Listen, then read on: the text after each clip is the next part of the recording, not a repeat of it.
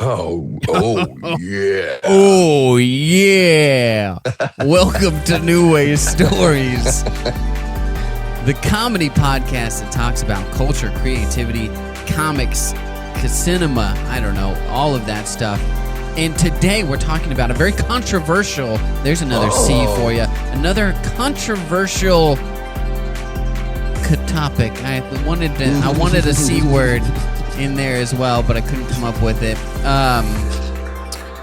We're talking movies that are better than the book. Yep.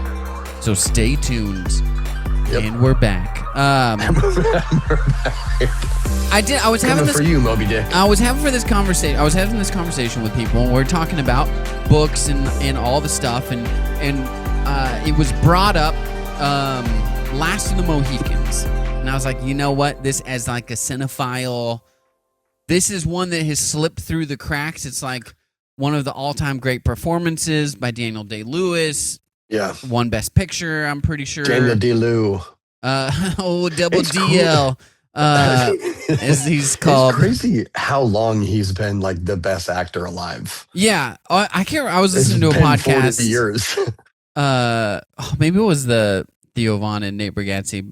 Just like, where is that dude? He's just like, he goes, he hides for like a year, comes out, wins an Oscar, goes back. He's a cobbler. Like, you never see him except for when he emerges to win an Oscar.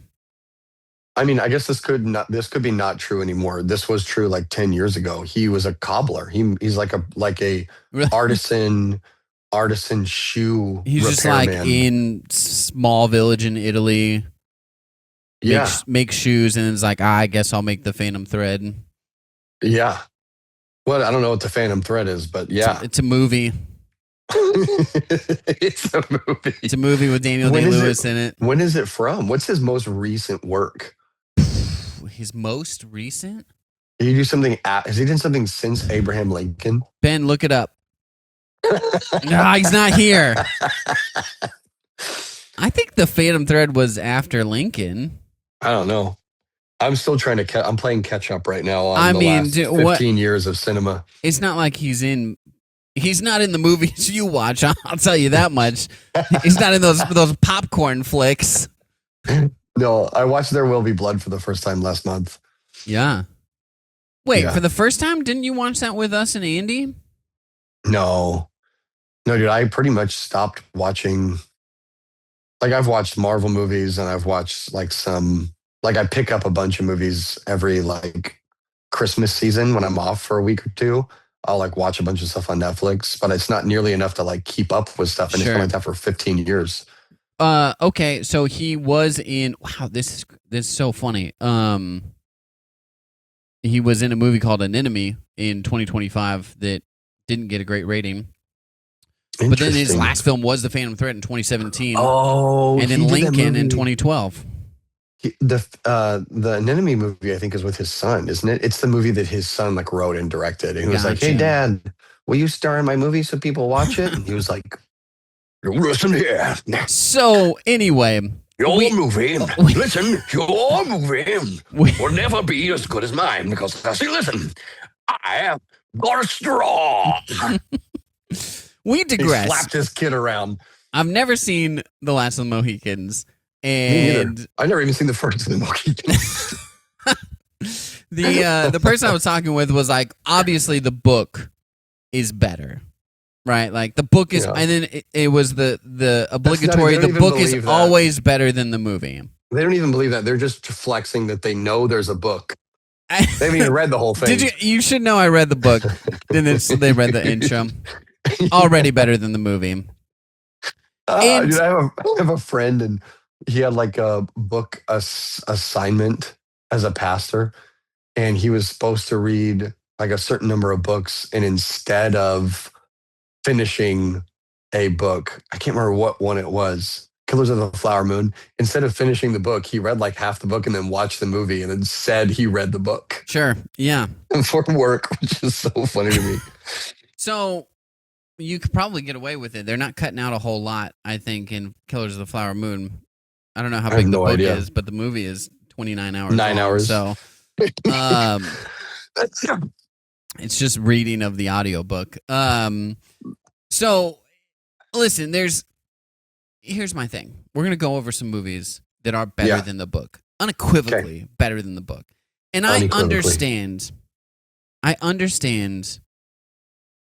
why books are perceived as better because inside of that storytelling mode, you can expand the world a ton.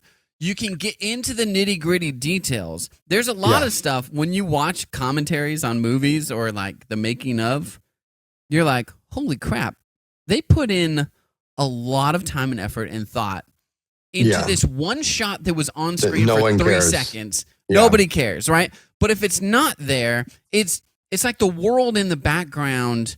If it wasn't there, you'd be like, boy, this movie sucks. Why is the texture of this movie wrong? Yep. But you never are like, oh, what great world building. Yeah. When, I mean, if you think about even just like all the small sets in Star Wars, that the stuff that they have to put together to make it feel lived in or whatever. Oh, yeah. But it's just, but you just take it for granted. You see it for a moment, you take it for granted. Yeah. And in the book, like this is, I always bring it up. I haven't read the book or watched the movie, so I don't know why I'm using this as an example. But I always hear people talk about the Red Wedding or whatever in Game of Thrones, and they're like, it takes like 60 pages to describe the feast. And so obviously if you're doing that, you've got way too much time on your hands. But two, you're going to be able to feel and experience all of the little things.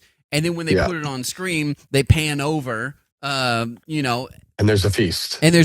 Right? And so you feel like, the book is better. And how about a couple naked people? There's like a naked person on either end of the table. Right.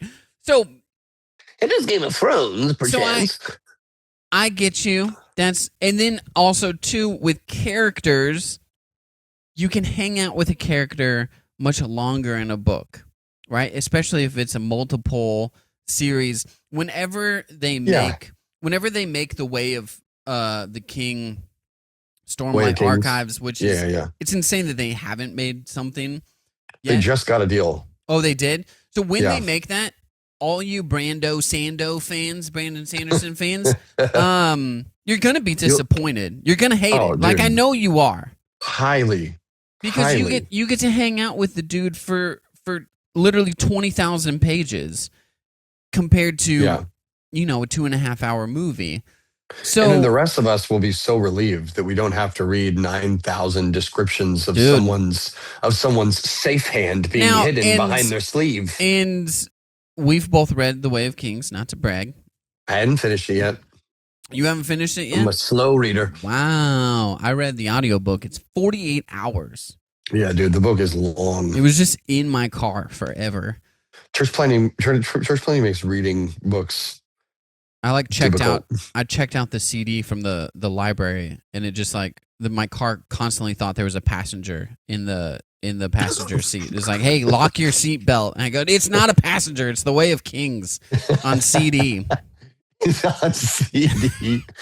90 pounds dude, of CD-ROMs. We go, hey, there's a small child in your front seat. You need him in the back with a rear-facing car seat. Why don't you convert this to MP3? This is converted to MP3.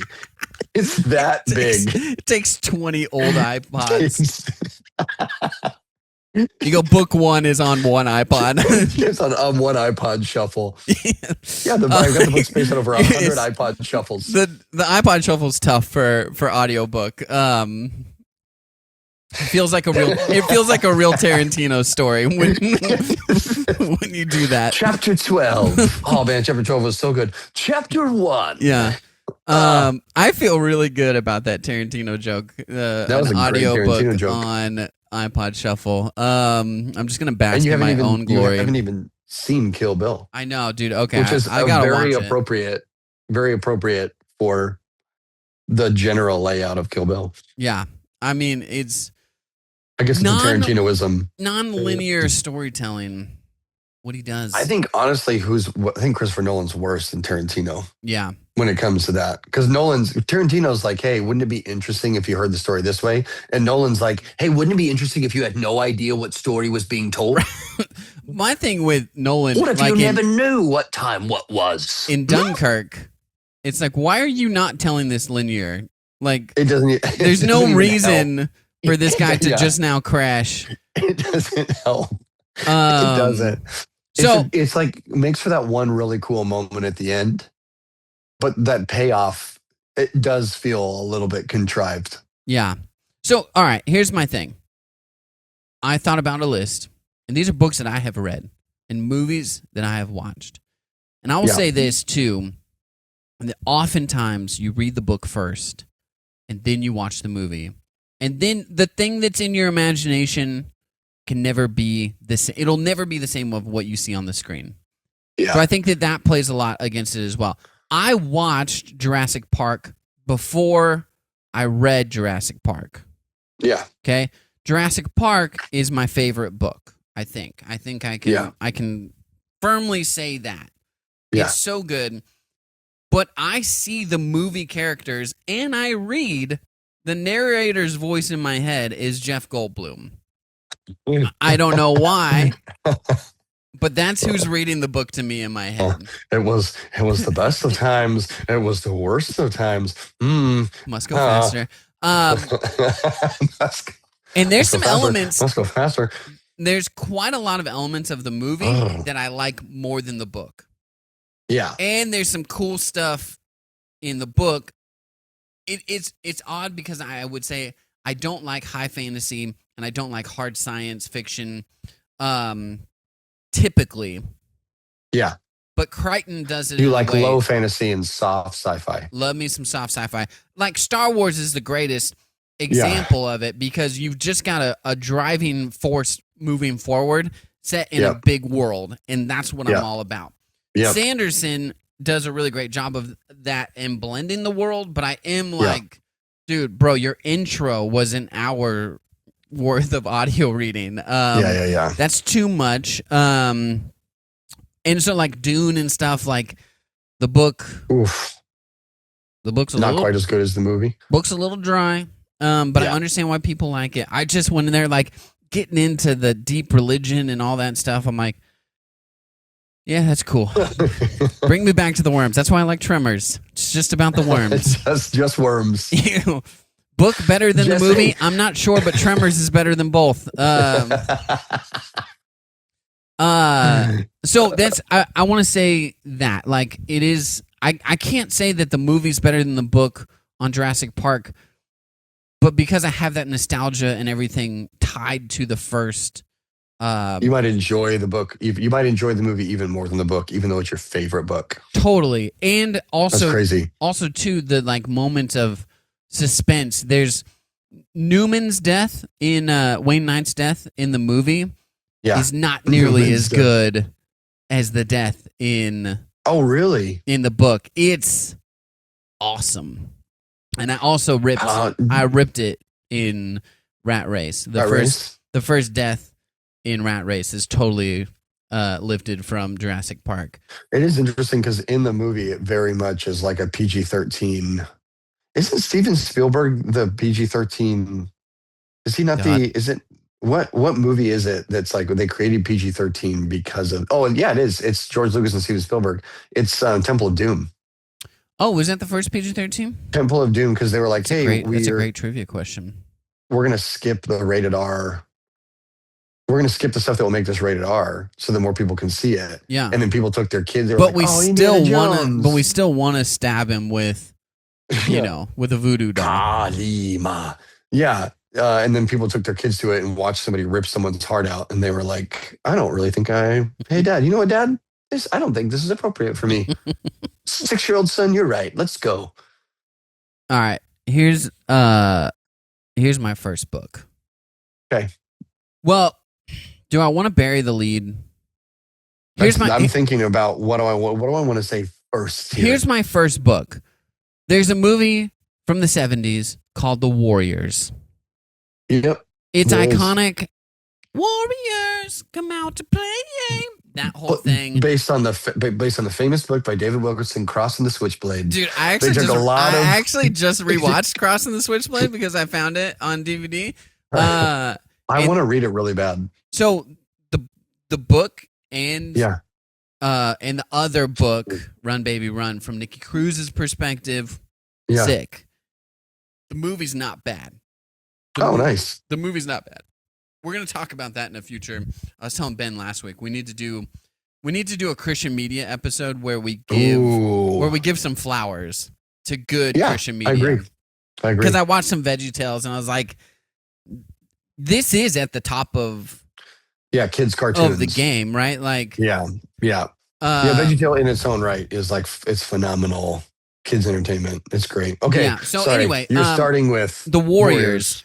If you don't know it, the movie, a deep cut to start out with. Yeah, deep cut. The Warriors. You know, the premise of the book is also the same, but they go to this meeting in New York, and all the gangs have their different territories, right, where they're safe, and they call a truce, and 5 members. You're not allowed to have weapons, right, to go to this big meeting. And Cyrus pitches this whole thing. If we band together, we outnumber the cops 10-1. We could take over New York if we work together.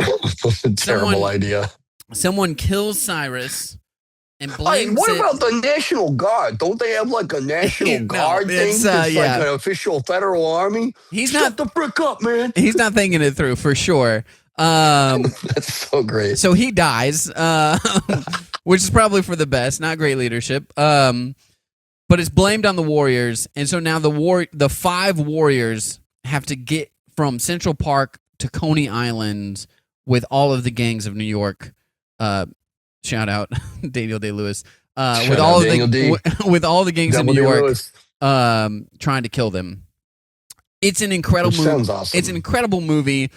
It's tons of action. There's so many cool set pieces and costumes and the different, like the kind of colorful sort of gangs. Sick. It's based on a book, and I was like, oh my gosh, the book, this is like... It's going to be so good. This is going to be so good. And then I read it, and I was like, this is okay. They definitely, like... The book is a much wider sort of, like, concept, and it's not nearly as exciting, like... The movie is paced almost like a video game where you got to get through these levels to get back to what is the original Escape movie? Like the original Escape from New York. Like what is that or book? What do you know where the origin of that story in the 20th century? It's a great question. Because it's definitely a great trope. Gulliver's Travels. What would it be? I mean, I literally because it's now copied.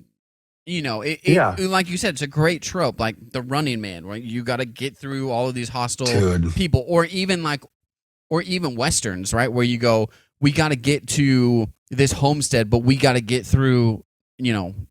That I almost said Native American territory. That's not what they said back then. You got to get through like Crow territory, right? Before.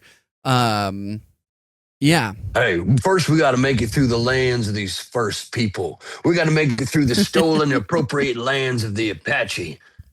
I'd just like to first and foremost do a land acknowledgement. We could not be having this here adventure if we were not on the land of the blessed and holy Apache people right now. So can we all just take a moment of silence to remember the tragedies of war that arrow through the heart.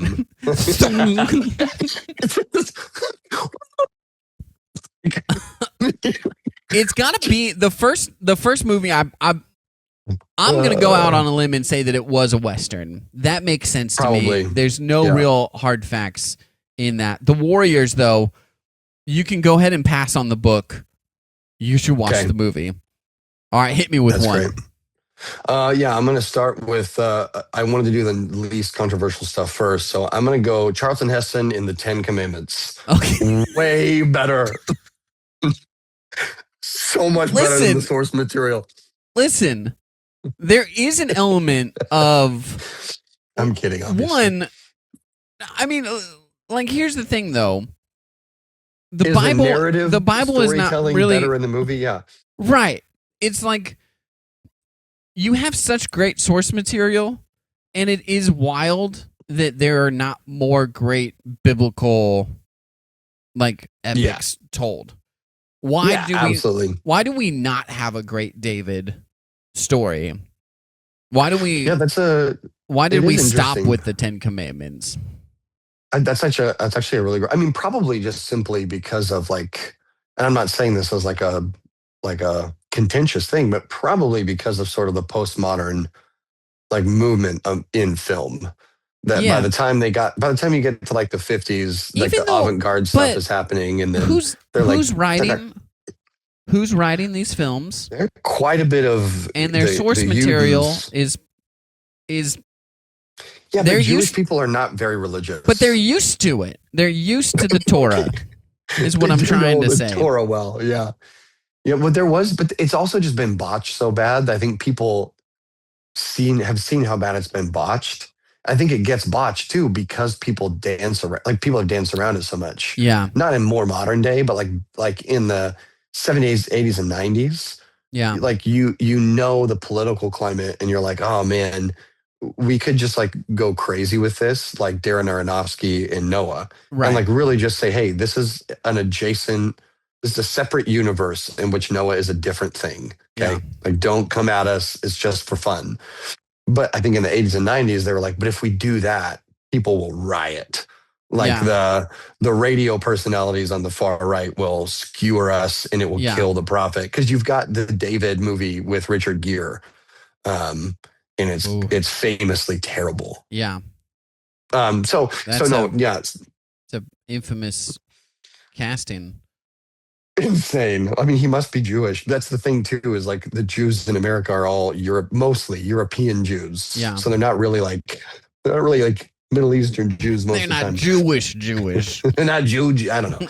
And then It is. I don't know, man. It's anyway. The Prince of Egypt is great, but it's a cartoon. Oh yeah, You know. yeah. I think that's a whole other conversation for another day. Is like animation movies that went way too hard. Yeah. Prince of Egypt is one of those. How do you not have like a Samson, like a sick Samson movie? It is interesting to me that nobody has ever tried to do the Samson thing. Honestly, you could take like a non-Christian filmmaker and have all the violence and sex you want in a movie. Right. And like, but then you've got to convince secular audiences that it's not a religious movie, and you've got to convince religious audiences that it is going to be a fun religious movie. You miss an opportunity when Arnold did Conan. He could have done Samson. Hello, Samson, my name is Samson. with his dad's literally a Nazi. Yeah. I've come here to save the Jews. You don't really sound like somebody who's come here to save the Jews, to be honest with you. Trust me. I'm here to save you. Pharaoh, let my people go. I'm going to load them all up on these trains and take them out of Egypt. Like, it seems nefarious. You're like, where are you taking them to? Yeah, exactly. Yeah. There's pillars on the right and the left. They poked out my eyes, but I'm not going to die. So, the Bible, you can't actually tell a more engaging story from the narrative perspective because, like,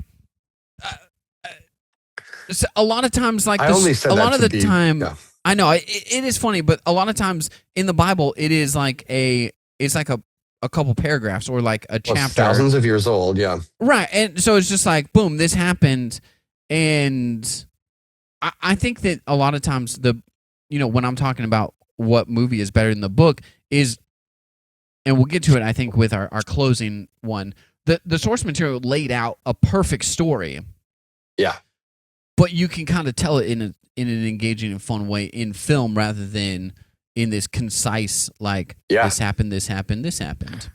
I will say, on that note, to do something kind of fun, and this is a little controversial, I would actually argue. So I mean, there's like clear examples that we texted about, but I would argue, and then we'll trade off. You can do another one, that the first Harry Potter movie is better than the book in like in a way. We're gonna get so many text messages from my wife and Casey. There's only, and believe me, I'm like a huge Harry Potter fan. Yeah. Like I've been reading Harry Potter my entire life, but the the movie does something. It doesn't sacrifice anything Yeah. necessary from the book. There's stuff that it has to leave out. I would say but 1 and it 2 only adds. Yeah. Oh yeah, dude. Three and beyond. Honestly, those movies are hardly even watchable for me. They're like movies I can have on in the background. 1 and 2 are perfect films. Our most loved, most hated person, Kenneth Branagh. Okay, Bron. Dude, as Gilderoy. Gilderoy, so good. Obviously, the source material provides a lot, like Celebrity as a celebrity does. But his performance brings so much life. It's great to that character. It's so good. It's amazing. Yeah. So I would say that. I would say, I don't even know if better is the right word, but they only make it better. They don't detract. They only elevate. Here's my next one. Stephen King's Stand By Me. Also, Stephen King's book is called The Body. It's about kids that go and try to find a dead body. Rob Reiner makes it into a movie called Stand By Me. It is a novella, and it's probably like 150 pages, something like that. Yeah. It's great. Don't get me wrong. I will say there's a part in it that I think I've talked about this before. It was written well before 2001, but it just kind of it is so weird to read. The narrator is like, he's talking about New York. He moves to New York because the main character is now an author in New York, and he's like the tallest building in New York will always be the one that King Kong climbed on, the Empire State Building. Yeah. So few Twin Towers. And I was like, I know you wrote this like 30 years before, but it feels wrong. So it's a very straightforward. If you fall down and die. It's a very straightforward. Sometimes I just want to fly a plane into you.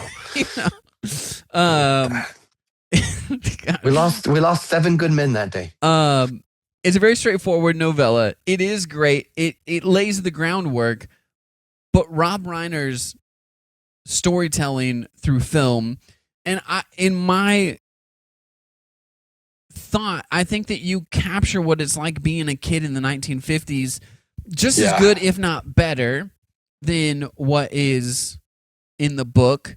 And then you have performances by like River Phoenix and other people, Feldman and frick, what's the other guy's name? It doesn't matter. They're awesome. They're so good as like kid actors in that movie. It's Stand By Me is like a near perfect film in my opinion, and the book is good. Have you seen the fan theory, which doesn't check out because Stephen King is way too old, but the fan theory is that and it's like a joke, but the main kid from Stranger Things, Mike, is Stephen King. Oh. And it's like he had these experiences as a kid, and this is what informed his supernatural horror writing. Yeah, it would. Stranger Things just ripped off Stand By Me. Yeah, it would have had to have taken place in the 60s. Yeah. But that is still really funny. That is funny. All right, hit me with another one. Yeah, kind of chilling out a little bit. I would say the first season of The Chosen, source material. Okay, so speaking of giving Christian art roses, I still have not watched The Chosen. I need to. It's amazing. I'll watch Kill Bill first, and then The Chosen. The Chosen's real. It's. I haven't finished it, but the first season, I think it's like 7 or 8 episodes. Yeah.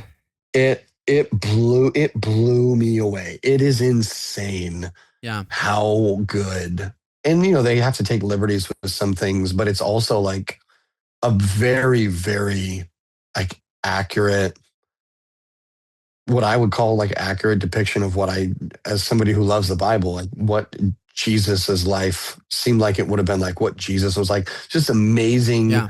I think it's also just so emotional if you really genuinely love Jesus. Like if Yeah. you love the person of Jesus.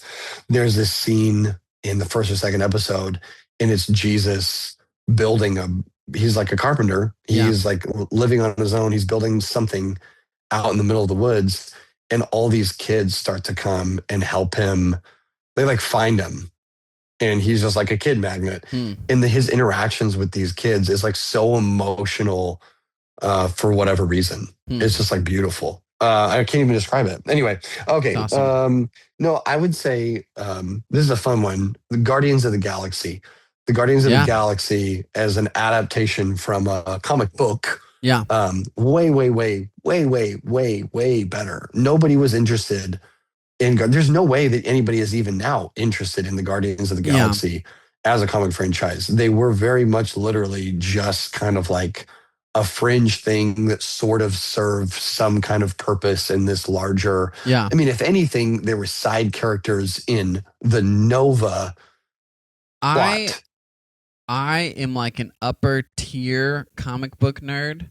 Yeah. But well below actual comic book nerds, if that makes sense. I was just having this conversation in a comic book shop, and they were like, well, this story from Guardians is really good. I'm like, okay, maybe.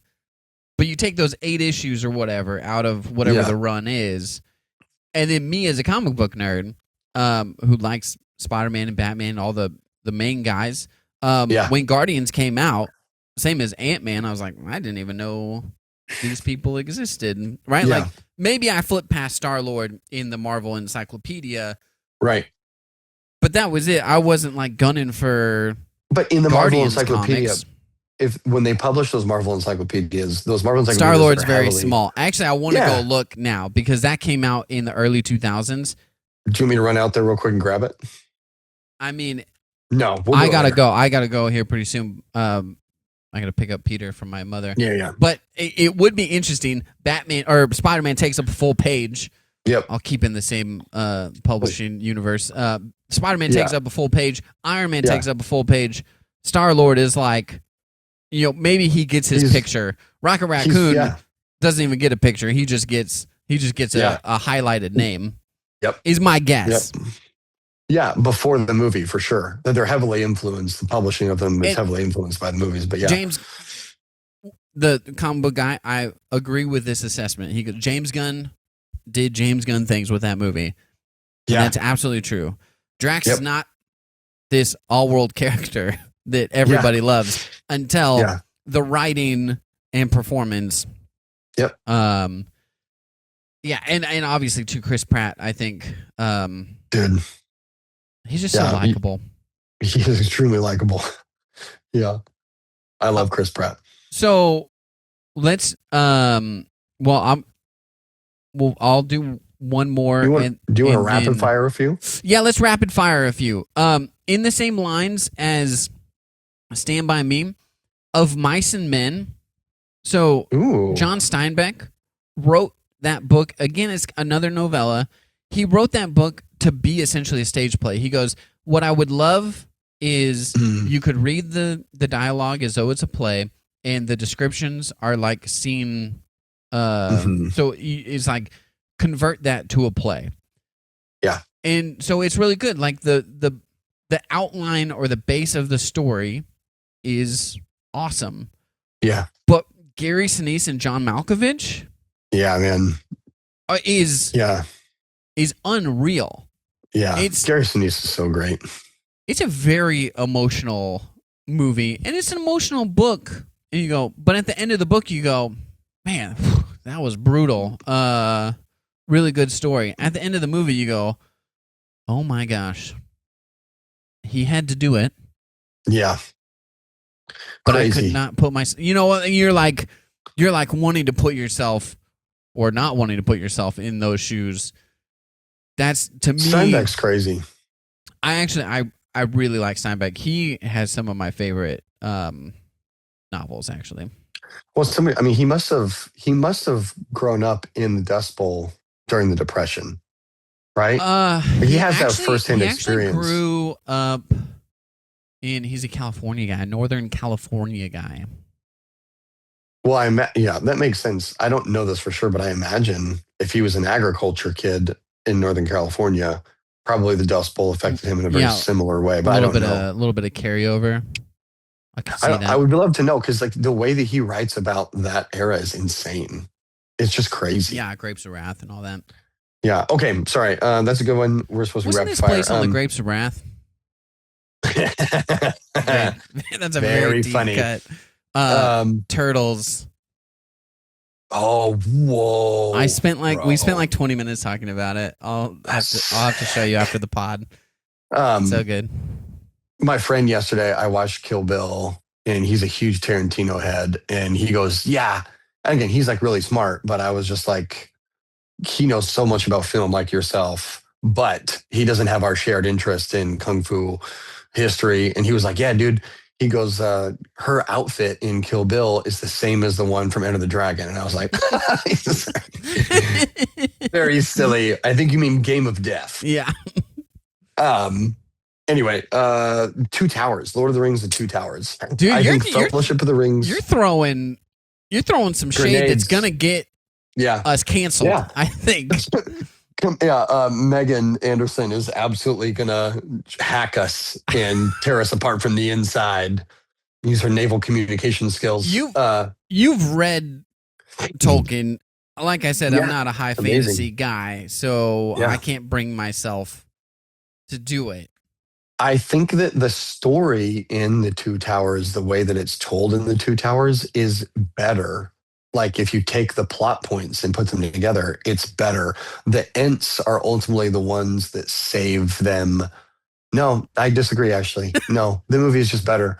When the elves show up and save the humans at the end of The Two Towers, that doesn't happen the same way in the book. And it gives the audience a cementing idea of that there's something larger happening in Middle Earth, that like bonds that were broken by sin are being reforged between groups of people, and is very reconciliatory.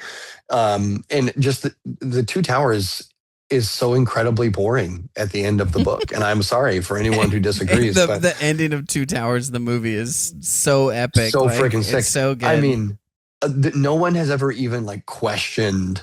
There was never a time when anyone questioned, is it silly for Legolas to ride a shield like a surfboard down the stairs and then shoot it into an orc's neck? No one ever even questioned it. That's a ridiculous thing. He surf ninjas the orc shield down the stairs, and the movie's so good. I thought that it was questions it. Probably good though that they took out the Bob Oberon sequence.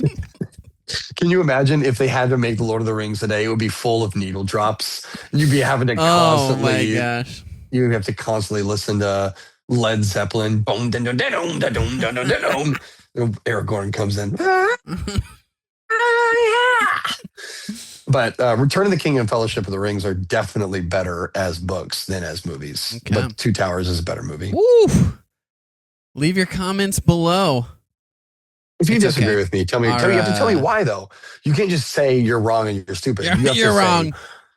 You're wrong. I don't think so. Everyone knows The Two Towers is the greatest. Trump, huge Tolkien fan. Huge Tolkien Not a lot of people know this, but actually Tolkien and Lewis influenced each other's faith quite a bit. Really into their theological takes. I'm going to tell about the world building for me. Not excited. Not excited about Greta Gerwig's Lion in the Witch in the Wardrobe. They're calling him Transland. They're calling him Aslan the Trans Lion. We don't love that. We don't love that. We don't love it. Yeah. Okay. Here's the final one. Yeah. Project Hail Mary. Oh, I thought you were going to say Runway for a second. I could probably actually add Running Man in there. I've never read the book, but I'm just assuming that the Schwarzenegger one is better. I thought you were going to say Project Runway. Project Runway series, so much better than the book. No, Project Hail Mary. Here's the thing. You haven't read the book, right? No, I have not. I would like to. Hard science fiction, Yeah. which is what Andy Weir does great. Yeah. The Martian. Yeah. Project Hail Mary. Hail Mary. Artemis. What? I don't know any of the other. It was like I was The Martian, Project Hail Mary, The Martian, and Artemis. I think are his three. He might have a fourth out there, but famously he sourced scientists. Like The Martian was self-published, and he like sent out this thing. It was like, hey, like scientists, tear this apart. Like I want to make sure the science is real. Like if this were to actually happen. And it works. I remember seeing The Martian the first time in the theater, and I had like a 15-second moment where I almost leaned over to Kate and was like, this isn't based on a true story, right? And I, oh, wait a second. Man's never been to Mars, Jess. Let's rein it in. Let's get our ish together. It is pretty sick. I mean, like it doesn't seem like what people want to see is you growing potatoes out of human crap. Right. But it works. It works. And it's an incredible book, an incredible movie.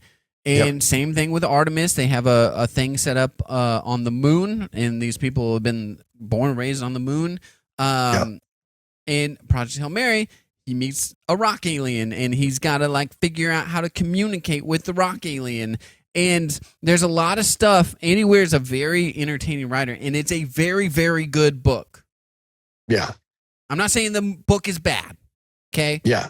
So back off, people. It's a very good book. However, there's a lot of inner dialogue where it's him hanging out with himself. It's him trying to figure out how to communicate with a rock. And that can be a little dry. A lot of people find that very interesting. They want to know exactly the details of how you potentially could communicate. A lot of people with pet rocks out there who took copious notes. They were like, this is not how I would do it.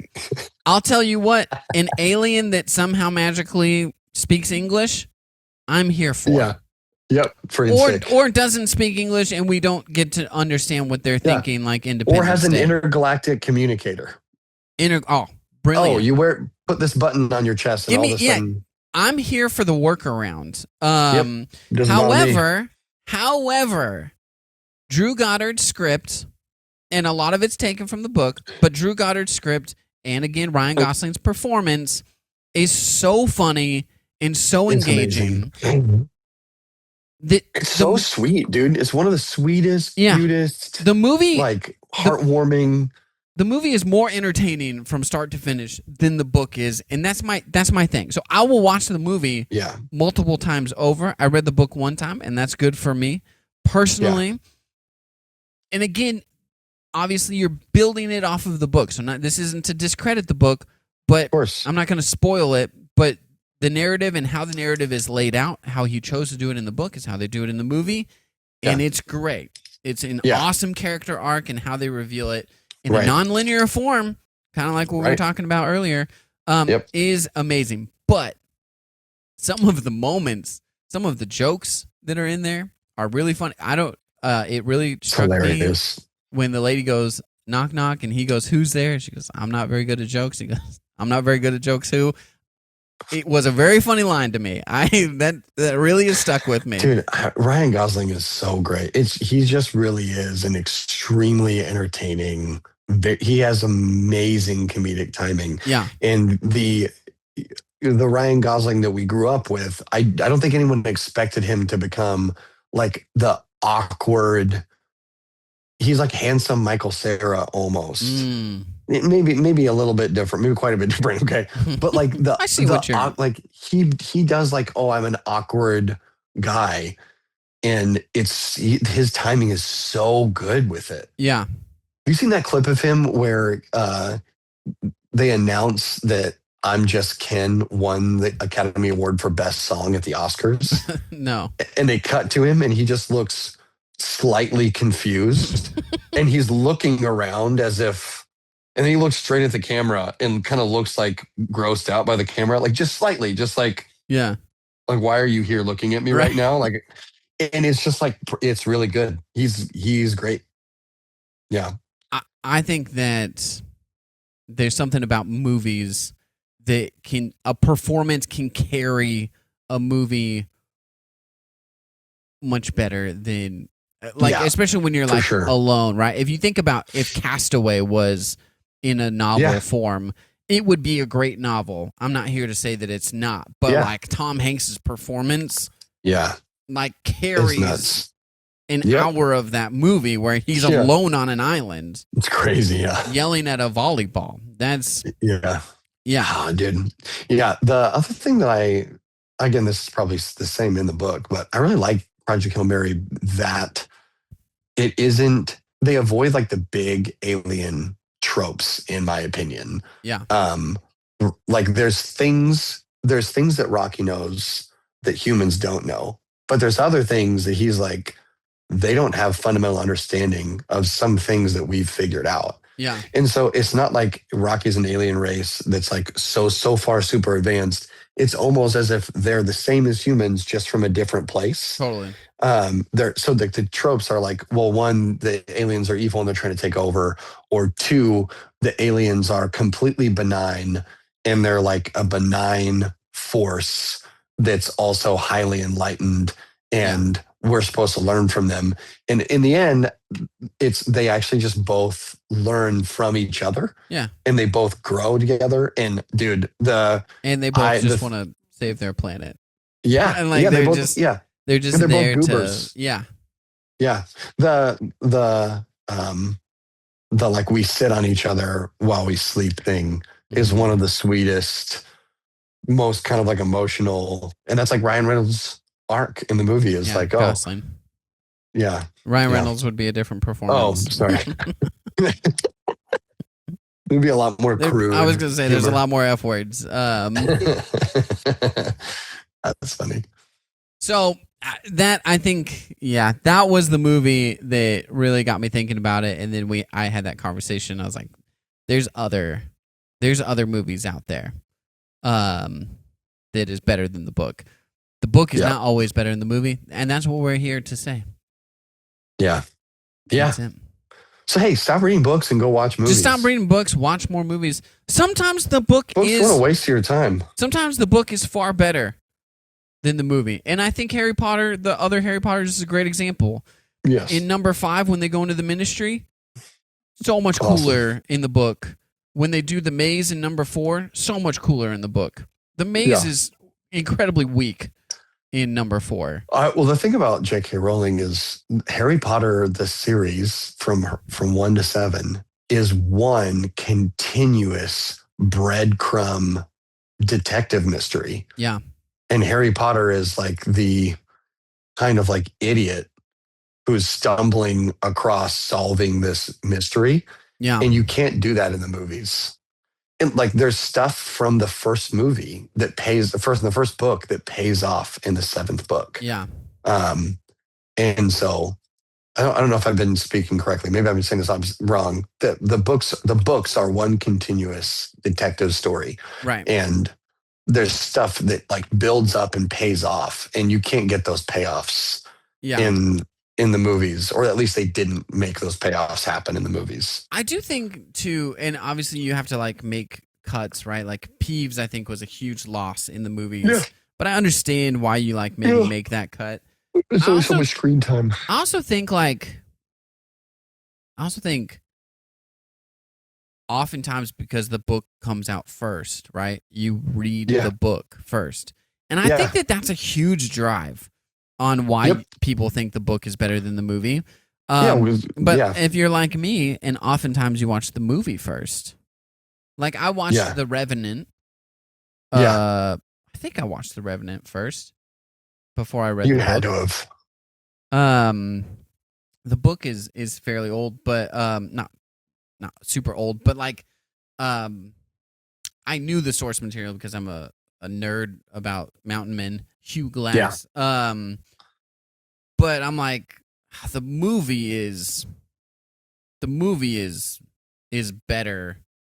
And I also think sometimes the payoff, I think oftentimes in books the ending is not as cinematic, like you were saying with the Two Towers. And and I want a cinematic ending, right? In The Revenant, it was like, revenge doesn't really work out for you. It's like, wow, he goes into the mountains alone again. But in the movie, it's like he kills Tom Hardy. It's like, fuck it, man. That's for killing my son. And you're like, yeah, that's what I wanted. That's what this movie was building up to. Yeah, that's the whole. Yeah, he doesn't even kill him. He sends him down the river. Oh, that's right. To be killed by Comanches or whoever it is. I don't know. Apaches. They all look the same. That's funny. That's funny because it doesn't seem appropriate, but it is also 100% true. I should know. Actually, I really should know. That is one of the things that I feel like I pride myself in is the which tribes are like where are they at. You would think that Americans would know that better because we learned it all in public school. Right.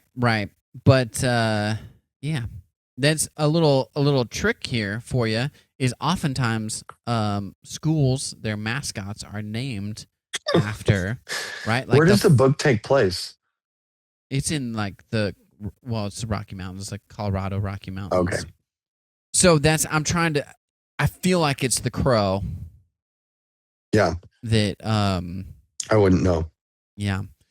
But then you've got like the Creek Indians that were in Tennessee, and that's like a big thing. I was going to say Florida Seminoles, like, so if you talk about the Seminole War in Florida, that's Native Americans, Apaches in New York, New Mexico. Anyway, the Yakima here in Yakima. And the Squaw. All right. Thank you guys so much for listening. I got to go. We'll see you next week. Like, subscribe, do all the things. Tell your friends about us. And, see you later. Don't tell your enemies about us. Don't tell. Ugh.